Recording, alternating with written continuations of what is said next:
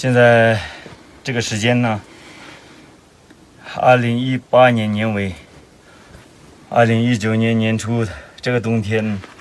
在那个尼泊尔喜马拉雅山红山，那尼泊尔呢，算这个地方叫多波，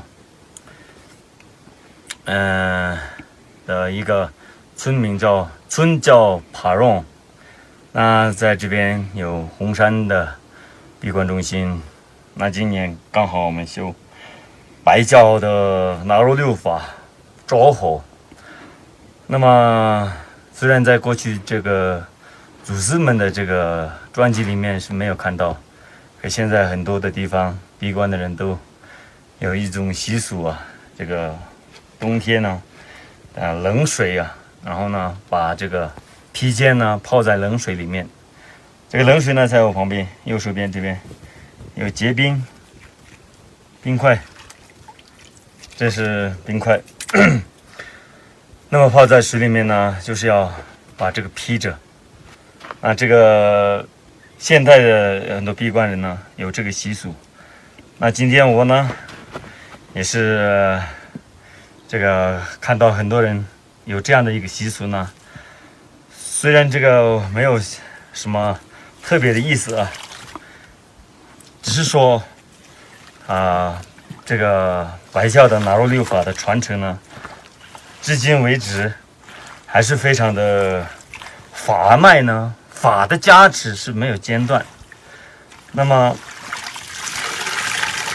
法的加持是没有间断，那人为的这个修持呢，当然是要靠自己啊。那今天这边呢，也是我用这个冷水要披一披，然后做一做的这个持气的这个修持啊，纳罗六法的这个着火的这个修持。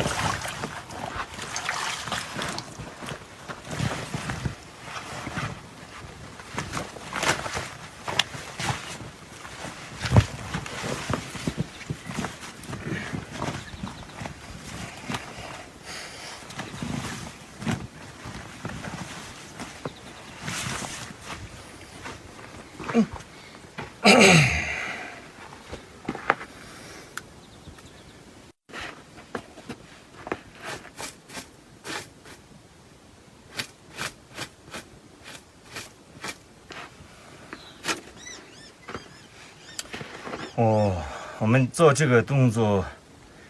最主要还是我想应该是说有因缘能够修持这个白教的纳罗六法的话呢，这个法的这个加持跟法的传承呢，不可思议的这个力量呢还是存在着。我本人是一个蛮害怕这个冷的，蛮怕冷的一个人。那么在这个地方海拔有4000多，接近5000，然后也是冬天这个时间基本上我们在这里目前有5位修纳罗六法的修行者。那今年的冬天呢，都是只有披这个披肩度过的。原先这个白白的，到现在有点变黑了。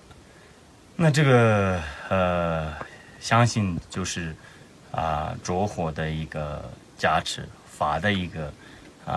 力量。那最主要是我个人是根本上是只供彻赞法王以及我的闭关老师主本仪西的一个2位的这个慈悲。从这个16岁开始呢，有接触这个大手印和纳罗六法，那到现在已经有21年了，我应该。然后基本上对这个法的一个修持是还算没有间断。那刚好今年呢又隔了20年嘛，然后有机缘再次的这边可以闭关纳入六法，那这也是对我个人是非常的一个感到珍惜的一个事情。那在此呢未来如果有机会修持修行的人，希望大家都能够接触到这个纳入六法。这个法确实是不可思议的，它不管是在我们此生、中阴生来生，都是能够得到一个不可思议成就的一个法脉。那最主要还是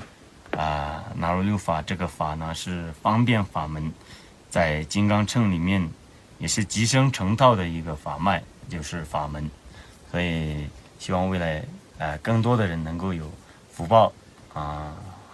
学习到这个纳入六法，这是对大家的祝福。